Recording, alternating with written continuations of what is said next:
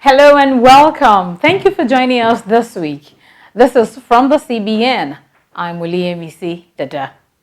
Following World War II, it was determined that governments had to take a proactive role in the economy to regulate unemployment, business cycles, inflation, and the cost of money.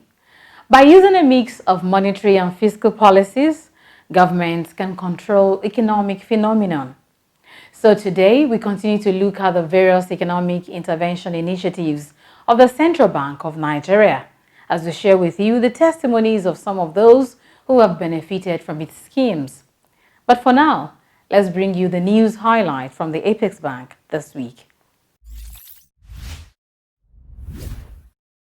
Governor of the Central Bank of Nigeria, Mr. Godwin Emefiele, says the bank intends to increase support for measures that will aid cultivation of local produce, with particular emphasis on improving yield levels as rising food costs continue to drive inflationary trends.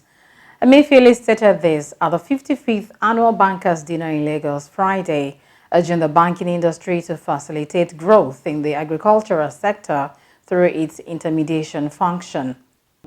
Some of the opportunities in the agricultural sector that banks should explore include ways to address some of the existing gaps in the agricultural value chain, such as storage centers, transport logistics, and technology platforms that can enable rural farmers to sell and transport their produce directly to the markets.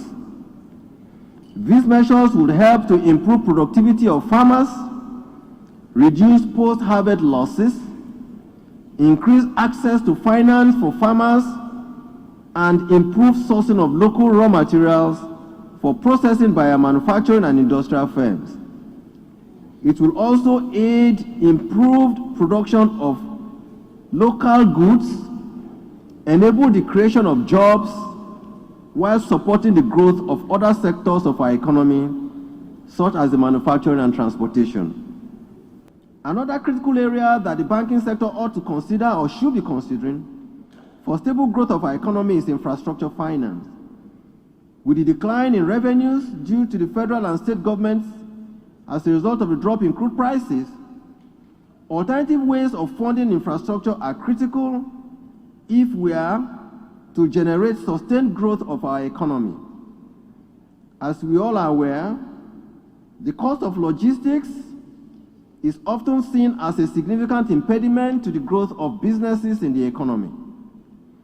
A well-built infrastructure system comprising hard infrastructure such as roads and ports and soft infrastructure such as broadband penetration can have a multiplier effect on growth by enabling the expansion of business activities in the country. We believe that a well-structured infrastructure fund can act as a catalyst for growth in the medium and long term. The President has already given approval for the establishment of an infrastructure company, and we believe that the infrastructure company will play a very, very active role in the development of the Nigerian infrastructure, working with other private sector and development partners in 2021. The support of the banking community will therefore be important in achieving this objective. The Central Bank of Nigeria has announced the introduction of special bills as part of efforts to deepen the financial markets and avail the monetary authority with an additional liquidity management tool. The special bills have a 90-day tenor, zero coupon, with applicable yield to be determined by the Apex Bank. The instrument will be tradable among banks, retail and institutional investors, but shall not be accepted for repurchase agreement transactions with the CBN.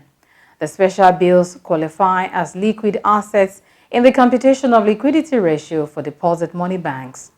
The Central Bank of Nigeria says, following different interpretations, it has provided clarifications to the operations of domiciliary accounts. The CBN has clarified that export proceeds domiciliary accounts will continue to be operated based on existing regulations, which allow account holders use of their funds for business operations only, with any extra fund sold in the investors and exporters window. For ordinary domiciliary accounts, account holders will be allowed unfettered and unrestricted use of these funds for eligible transactions where accounts are funded by electronic or wire transfer, whereas existing regulations apply where accounts are funded by cash lodgements.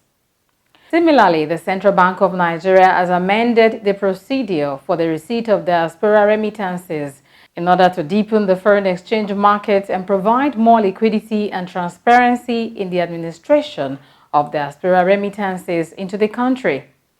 Going forward, beneficiaries of diaspora remittances through international money transfer operators (IMTOs) shall receive such inflows in US dollars through the designated bank of their choice.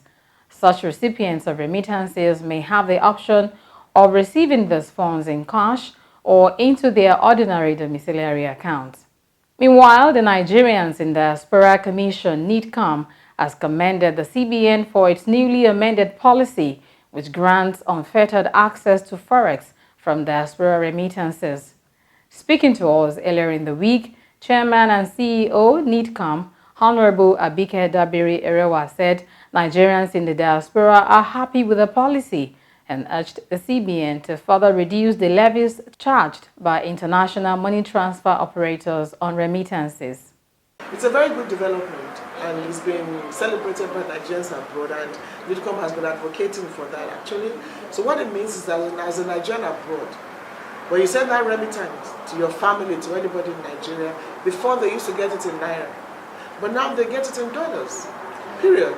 So, because sometimes even the exchange rate is usually much less than what actually obtains. So what it means is that you get your money in that currency. And it has a lot of implications. One is that it's going to be very positive for liquidity, because before, the dollar does not actually come to Nigeria. It remains in the country of wherever it was transmitted from. So it has a lot of positive impact for not just the diaspora, but even Nigeria as a country. So it's a very good development, and we're excited about it, and so are the diaspora. So it means a lot of things. It means that these inflows can be tracked. It means that it will affect liquidity, and I believe that if this is sustained, it will have an effect on the value of the Naira to the dollar.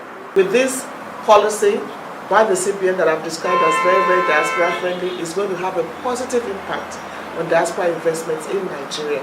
It will encourage more diasporas to now invest in the country. And we're saying that the Diaspora Investment Trust Fund is about putting your money where you want to. So this actually is a very positive development for the investment trust fund that we are looking at to have in place. Thank you for staying tuned. This is from the CBN. Prior to the COVID-19 pandemic, the Central Bank of Nigeria had introduced some economic intervention schemes to spur growth in the economy and to aid the economic diversification goal as the country was making significant recovery from the 2016-2017 recession triggered by the drop in commodity prices on the global market.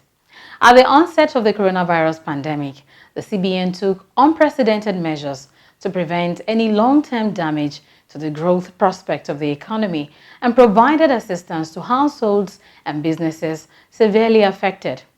So, apart from a cumulative reduction of monetary policy rate from 13.5% to 11.5%, one-year moratorium on principal repayment for CBN intervention facilities, among several other measures, the CBN further introduced new economic intervention schemes targeted at mitigating the impact of the COVID-19 pandemic. Today, as promised, we bring you testimonies of 3 business owners who are beneficiaries of the CBN Creative Industry Financing Initiative, popularly known as Sci-Fi.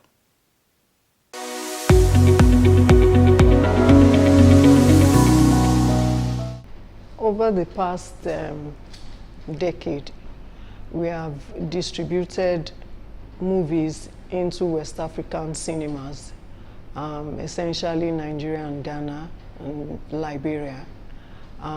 We have partnered with Hollywood iconic studios like Warner Brothers Fox, Disney, to distribute content, theatrical content into Nigerian cinemas, and as well as Ghana and Liberia.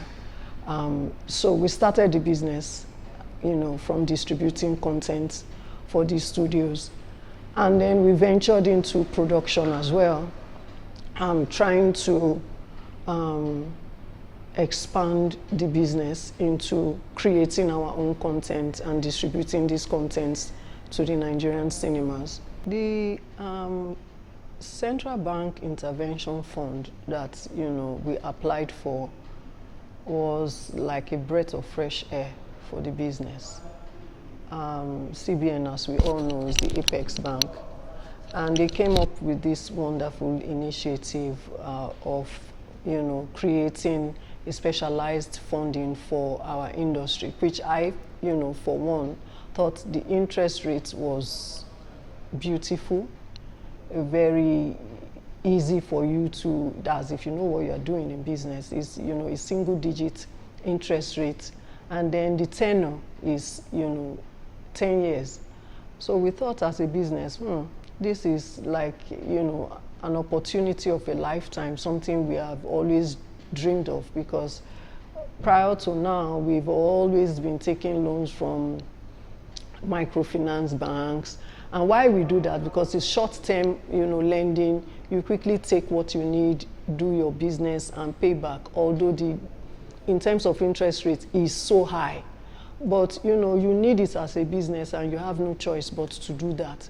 And commercial banks, is almost impossible for you to access loans from them because of the issue of the collateral as well. Which, as a business owner, as an entrepreneur, you don't have access to that. You just want to do your business. Not every entrepreneur, definitely not Blue Pictures. We don't have assets that houses that we can put against a loan and all of that.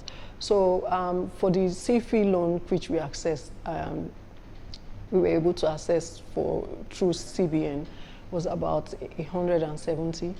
But not all of them, we had to break it down into production, distribution, and exhibition.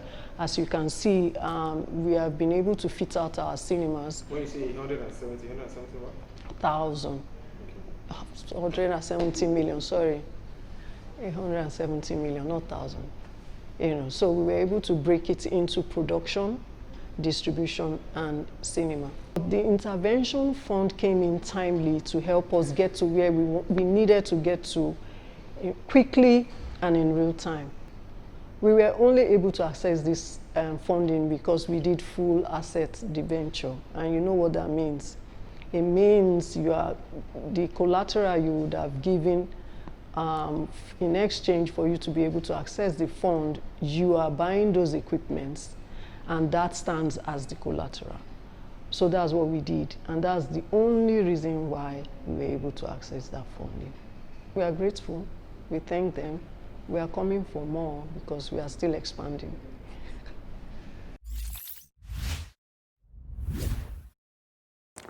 So NVivo is set up as an enabler of digital transformation in different sectors. We look at a couple of sectors, and we feel that technology can help bridge the gap, identified within those sectors. We've done interventions in entertainment sector, and we are also working in education. We are also working in financial technology. And in the education sector, we look to bridge the gap between the number of students that are open to, furthering their education after secondary school, and the number of spaces that our existing facility can accommodate. So, for instance, I would say that over 2 million students come out of secondary schools, but all of our tertiary institutions can only admit about 400,000 of them. So year in, year out, over 1.5 million students are not privileged enough to get access to tertiary education. So what we do, partnering with CBN, is we bring in interns, and it's a low risk way for us, to hire more staff, because CBN gives a loan to the interns, and we train them, we hire them, and we pay the loan back, on their behalf. So as part of their salary, we paid, and we've seen a tremendous response to this. We have at the moment a waiting list of over 1,000 interns that are, but we don't take in interns until we are guaranteed that at the end of the training, there is that place where you could work and make sufficient money to pay back the low interest loan from the central bank. It's been very interesting. It bridges a gap, between education and creation, in the creative industry. What you see normally is people want to go and look for experience, but the sci-fi initiative actually gives the opportunity, for you to actually, without having to spend anything, create the experience, that you would have required in the future, and that way it helps you to grow the capacity. So I know that in a year's time, I would need 50 software developers. So I can bring in interns rather than having to hire 50 experienced, software developers. So I can bring in interns and train them and, give them that opportunity. I mean, to date, we've, of the 15 software developers, for instance, that we brought in under the sci-fi program, we've hired 6 of them internally. So they've actually learned enough to become full staff of the organization, working on real life projects. We've done that with also one of the network engineering interns, as well, and one of the animation students as well have become full staff of the organization. So as it stands, gradually it's about job creation, and it's targeted at the right sector. The creative industry is the second largest employer of labor in the country after agriculture, and I think one of the main things that is lacking in that sector is education. So people go become actors, actresses, cinematographers just because of they don't have jobs in their profession, and they always have to learn on the job. But what the sci-fi program, the education aspect of the program has done is that it gives you a way to actually learn and become a true professional in the creative industry. Shortest Bid project is content production and aggregation firm. So we create content for TV. We've serviced different platforms from Mnet to Roku TV. We've also had some of our movies in the cinemas in the past. Like every other business, funding is also always an issue, and funding for your productions, market for your productions. So you make content, you need market to absorb your productions. At the same time, you also want to get value for your work. 2019, that was when we got the CBN Intervention Fund. We got in the neighborhood of 14 million from CBN. It's been very helpful. Unfortunately, the year, because when we got the funds, the schedule we had to utilize the funds was a bit, truncated by the lockdowns and the challenges we've had. But undeterred, our plans are still ongoing. The fund is very good. The idea, the initiative is really very good for the creative industry. You know, getting funds at single digits is not something you get by in Nigeria of today. And the moratorium that was given for you to pay back, it was a well thought out initiative, if I may say. It gives producers a venue to actually turn over their funds and create a stable system over time. What we did by taking that funds was we manage our risk, try and take what you can readily work with and don't take what you don't need. Because from what we know, the fund is going to be readily available once you need it. So why not just take what you need and use it? So far so good. We've been able to use the funds to make a few films. Like I said also, the lockdown hasn't made it very easy for us to, you know, get some of this contents contracted. But works are in progress. Some of them have been absorbed by some platforms on license. Some are still in post-production. Some are yet to be done. So the idea for us is to use that funds to make a few films, license them, get the funds back, license it, all in the idea of expanding our catalog of in-house content within our objective, our limit. Yeah, that's what we're using the funds for. But fantastic initiative by CBN. It's a welcome development. I hope CBN can, you know, look at other ways of making accessibility to the funds a bit less cumbersome, less stressful for producers. Without the funds, maybe we would have this year would have been totally quiet, you know, technically speaking. But with the funds, gives us hope that, okay, things are getting better. There's something to, you know, continue with in the immediate. When we were getting the funds were tied to specific productions. That's how the bank wanted to value and say, what do you want to use this fund for a particular film? People purchases are quite capital intensive, so there was no way we could have taken out of that fund to be buying equipment. It was not the reason for it. If that was the reason for it, we would have stated when taking the fund that this fund was meant to buy equipment. But for us, it was meant for us to create content to increase our catalog in-house.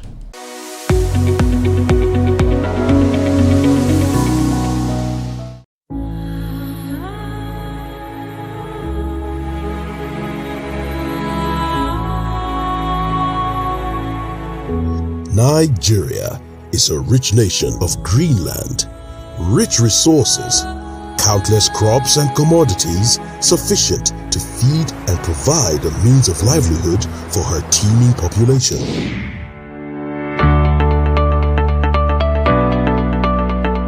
Chin up, Nigeria, the giant of Africa. Exciting times are here. We can be self-reliant and grow our economy if we work together to explore our potential.